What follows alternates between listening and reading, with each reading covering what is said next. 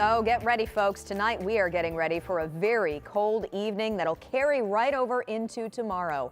We're talking about Arctic air, and it is blasting into central Indiana. Temperatures tonight expected to dip well below freezing after spending much of the day above that mark.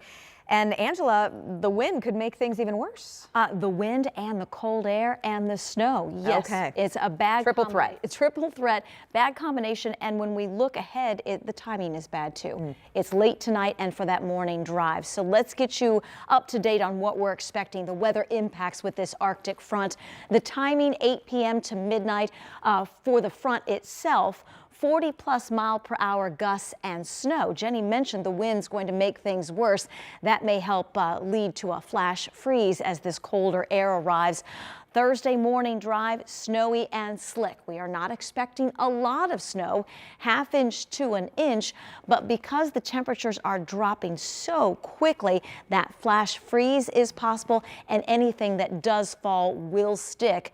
Again, for tonight and tomorrow morning. The front itself will arrive into Lafayette and Kokomo by about 9 o'clock, into the central part of the state between 10 and 11, and then exit the state by midnight. However, what's left behind, temperatures about 30 degrees colder than where we ended up this afternoon, and those wind chills that will drop below zero, anywhere from 0 to -10 early tomorrow morning. You're going to need to bundle up. I'll walk you through the rest of your Thursday and the weather impacts in a few minutes. All right, Angela, see you then. Our temperatures are falling just as utility bills are rising, and many families are struggling to keep up. Well, we talked with AES Indiana today about ways to keep those costs low. They say turning your thermostat down about 8 degrees when you're at work or sleeping can really make a big difference. AES also recommends cleaning your air filters and vents so that your furnace doesn't have to work quite as hard. Another thing that does that is the furniture or any like curtains or drapes that you have hanging. If it's blocking that airflow, again, it's gonna make your units work harder to heat that space. Now, if you are having trouble paying your winter electric bill, there are programs to help, and we have links to that information right now at WTHR.com. And then make sure you have the Live Doppler 13 weather app as we deal with this cold stretch. Remember, you can track temperatures as you plan your day and access our interactive radar as the snow comes in. It is a free download in your phone's app store.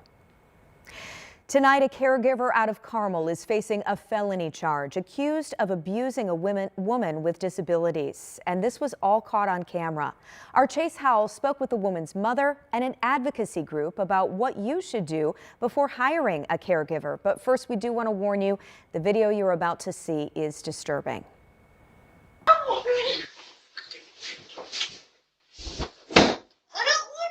That thud was Cynthia Sartino's daughter hitting her head against the wall after allegedly being shaken and thrown to the ground by her caregiver. Kimmy even said that she had wet the bed and didn't want to lay back down in it, so the caregiver threw her back in the bed and was choking her and was going to make her lay in it. Cynthia Sartino says she stumbled across the video on Thanksgiving while reviewing the footage from her daughter's apartment.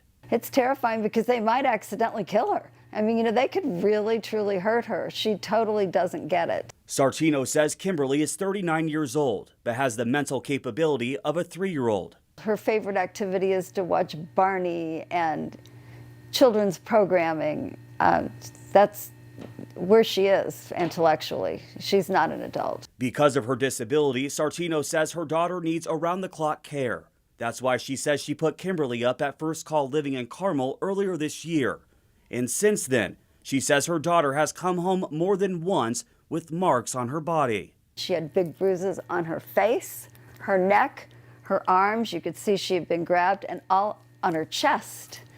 And I called them immediately, and of course, they claimed they had no idea what happened, and they said a certain employee had done it, and they were going to fire her, and they did. I reached out to First Call Living about the allegations and to see if the employee accused of the abuse is still employed. The CEO then sent me a statement in which she writes in part, "We are fully cooperating with law enforcement and the relevant authorities as part of the ongoing investigation. but could not comment on personnel or resident matters. This is exactly the fear that every single family who has a loved one with a disability goes through. I showed Kim Dodson, the CEO of the ARC, an advocacy group for those living with disabilities, the video. She says it's horrifying to watch, but says abuse among those living with a disability happens more than people might think. A lot of times, because they're not able to really verbalize what incident took place, they seem to be an easy victim for people. Dodson says as people search for caregivers, they need to ask tough questions like if they've had any sort of issues in the past that ended up being reported to law enforcement. She also recommends joining Facebook groups to ask for referrals. But when Sartino did that, The reply was none of them. Sartino says she was given what they call a pick list when searching for a caregiver to look after Kimberly. It's a packet of more than 100 caregivers. She says it's not only overwhelming, but it also isn't helpful. But Dodson says to call places like the ARC so they can help you navigate through it. We get a lot of phone calls from families where we talk to families about what's important to you, what are you looking for specifically in a caregiver, and then we help them craft those questions to talk about in an interview. Dodson says that when a person is interviewing someone to look after their loved one, if it doesn't feel right, it probably isn't. Reporting, Chase Howell, 13 News. And again, the worker in that video has been charged with abuse of a disabled person. That's a level 6 felony.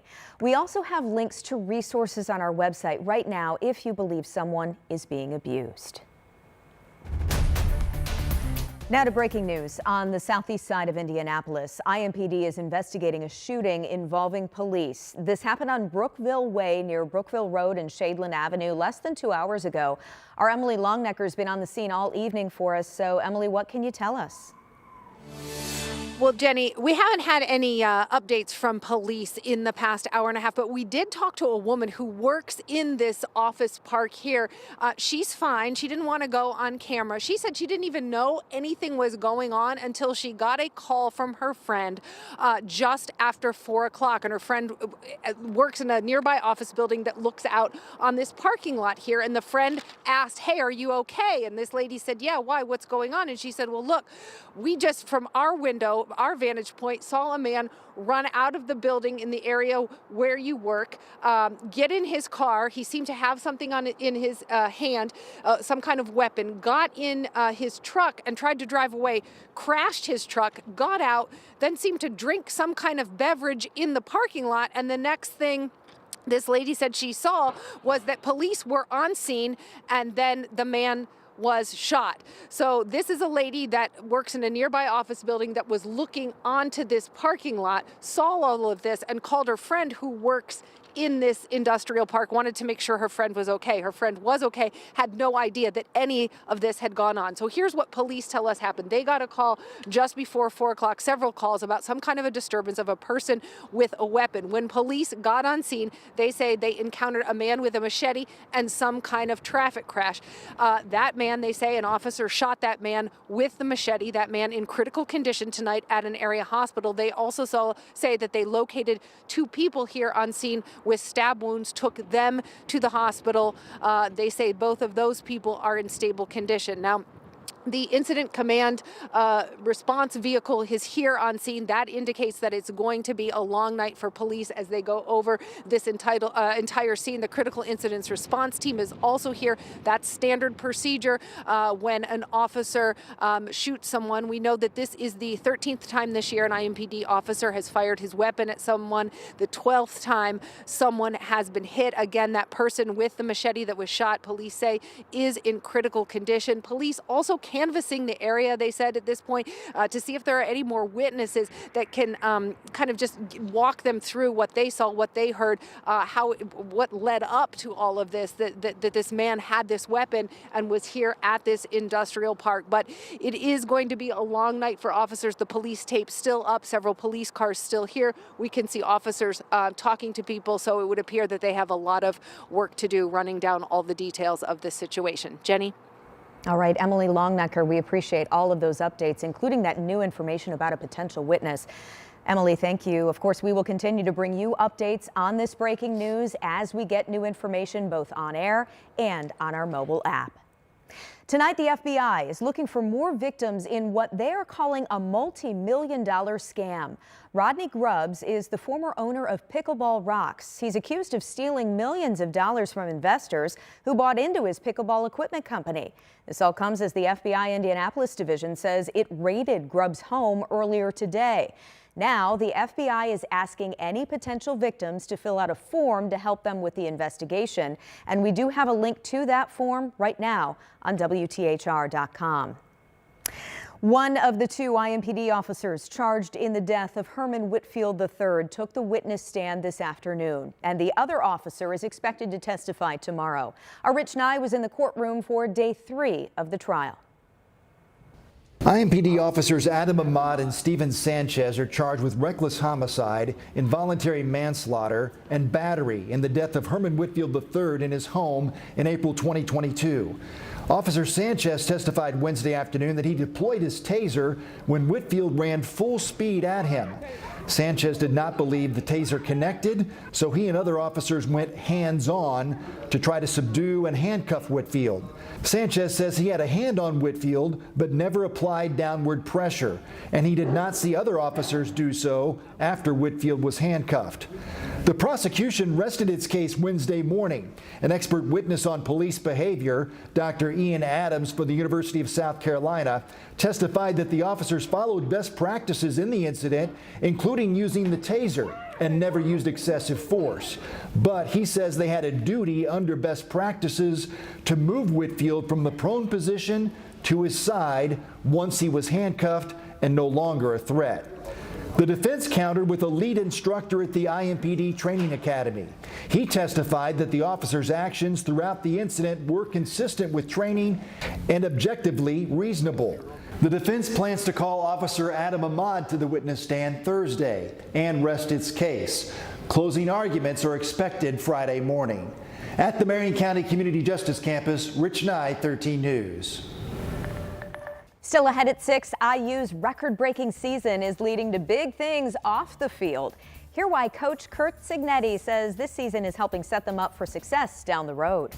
Plus, celebrating sacrifice, why these IMPD officers were honored for their actions on the job today. Angela. Snow and highs in the 20s tomorrow, but 50s in the 7-day. I'll have a look ahead in your forecast.